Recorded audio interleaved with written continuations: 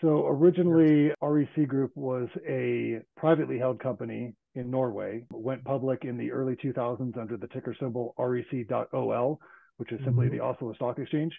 Yep. We've gone through a couple iterations since then. We had a corporate owner based out of Hong Kong for several years. Most recently, a corporate owner called Reliance Industries Limited of India, which is one of the largest Yep. corporations of India, which is really going to supercharge our growth. Yeah. So of course, we've had to remain nimble. We've had to adjust with the industry as conditions change. It feels different almost every single year. This is what keeps it Okay. exciting. But going back to your history with the REC, the integrator, which is a Mhm. totally separate company that started in California or the US and that was not associated with REC Group, did they become associated with each other? And how did you end up from REC, the integrator, and back in or now in our or for the last 12 years, looking at your LinkedIn at REC Group, the one that we're talking about today? That's right. So the linkage between the organizations has everything to do with my own personal career trajectory, which is to illustrate, REC, the integrator at this point is somewhat a name of the past. There is a Yeah. CNI EPC division that lives on today in a different form. But at one point in time, as recently as 2009, REC, the integrator, was the number one residential installer in the country. When we say in the Yeah. country, that was probably 7 or 8 key markets, very different than today. I remember Um, that very well because right around then is when we started Civic Solar, my old distribution company that I co-founded.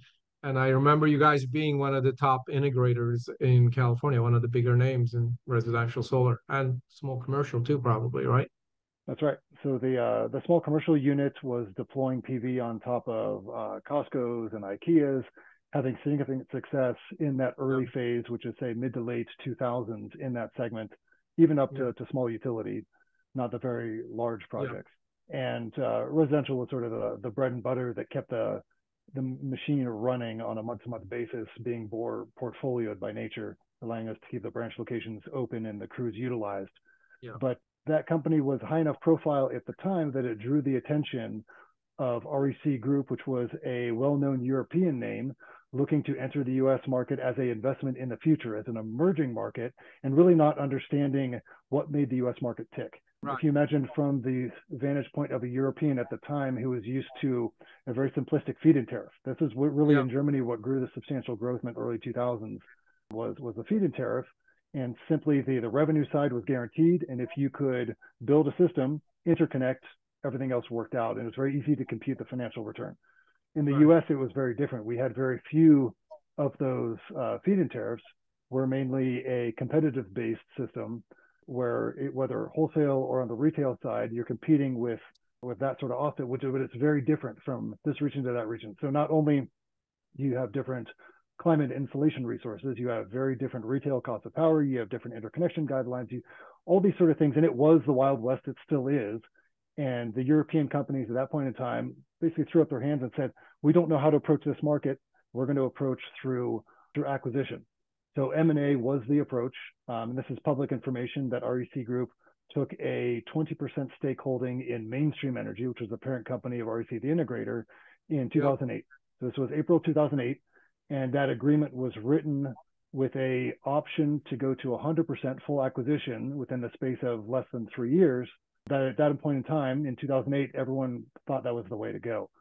What REC Group learned along the way is you have to be very careful with vertical integration as a manufacturer if you Yep. also expect for other participants in the market to purchase your product.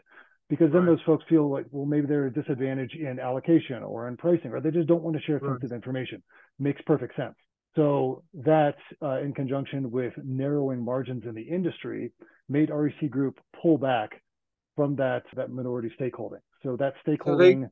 for a little while, they considered they could be like SunPower potentially, Mhm. although SunPower did never have their installation group, kind of like Sunrun did, I guess maybe. And then they decided not to go that way. SunPower ran in-house installations in the larger projects, so in the CNI Okay. segment and in Yeah. the Yeah. utility, which of course were the first ones to exit out of. Sure. Yeah. But in But now residential, there is. what I call virtual vertical integration Yeah. was their strategy there, which is basically a tightly controlled dealer network, but really with everything branded as SunPower to the public. Right. So yes, this was one of the contemplations: is that the right answer? Was that the right answer for REC? And the answer that played out over a few years of real industry experience was no, that was not the right choice. That Yeah. REC would rather focus, and this is also in a time period in the early 2010s where there was increasingly stiff Chinese competition. Yeah. So the scale of the Chinese factories was growing, their cost structure was quite low.